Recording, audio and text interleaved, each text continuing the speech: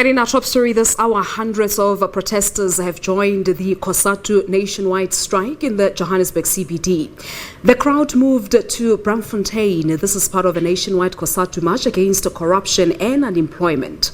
The union asked its members and other workers around the country to stay at home in support of the action due to the impact of the coronavirus pandemic.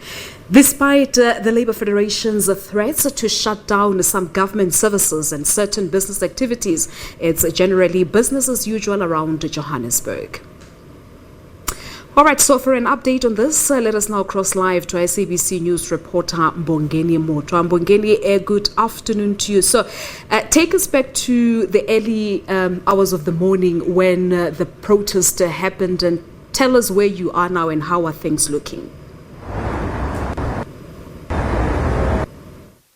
Very much, Palisa. It's been a long workers started gathering outside Cosatu headquarters in Braamfontein from as early as 9 o'clock this morning, where they slowly started making their way down to the center of town, the CBD, where they joined up with members from SAF2. Of course, at Cosatu, it was not just Cosatu members who gathered there, but it was also members of FEDUSA, the other federation, and NACTU.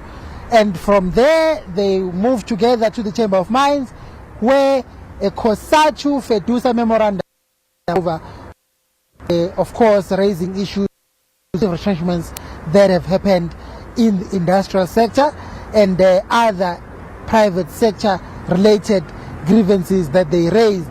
From there, they moved together to Newtown at Mary Fitzgerald Square, which is the new location of the offices of the Premier of Gauteng, Mr. David Makura. Of course, he was not available to accept the memorandum.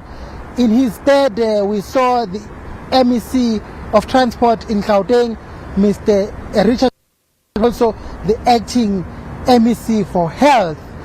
Now they have moved together again, these four federations, to their last location, which is the regional offices of PRASA at Umjanji House in Braamfontein, where they will be handing over a memorandum there and occupying the offices there.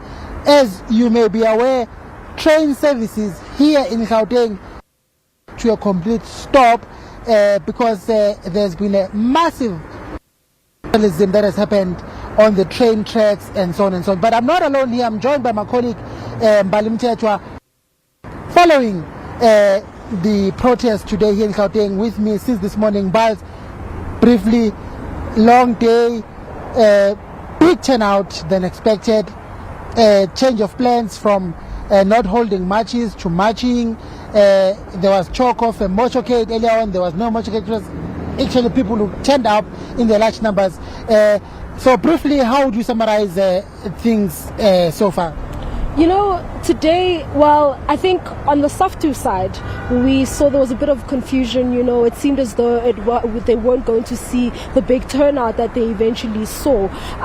We first went to Park Station, where there were very few people there. There was literally no one. It seemed as though there was no activity until we heard news that they were actually on the other side of town, and that's where we found a large crowd of people who were ready to join in on the march. That's when we were also informed about, you know, the march to the offices of the Premier, as well as to PRASA's offices.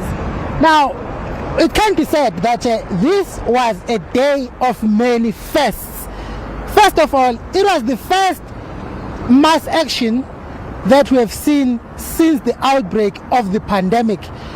From your observations, there was a lot of things that should have been of concern. I mean, things that would be of concern to the health authorities, especially in terms of lack of social distancing, the wearing of masks and so on. Yes, indeed. So we've seen this happening at a lot of these, protests and so on during this COVID-19 period. We've seen that those regulations seem to somewhat be ignored during the process of the march. I mean, we've seen various unions also marching outside the union building, where at first, it seems as though everyone is observing the social distancing, but eventually when people have to gather to listen to the official addresses, obviously those regulations fall away. And it's the same thing we saw today. As people were marching, people did not observe the social distancing, but they were all clumped together as one as they were marching down the streets.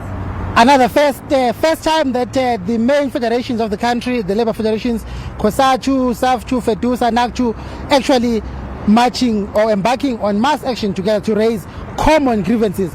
And of course, if I may add, another first is the first time that we see SAFTU and Cosatu actually coming together and bearing the hatchet, Zolinzi Mavavi addressing workers jointly alongside Cosatu, bearing in mind that, of course, SAFTU is a breakaway from Cosatu. They were unceremoniously expelled from Cosatu back in 2016. Yes, indeed. I think today is a day of many firsts, and for the first time we saw SAFTU and Cosatu sharing a stage, addressing all the marchers who had come in support of this.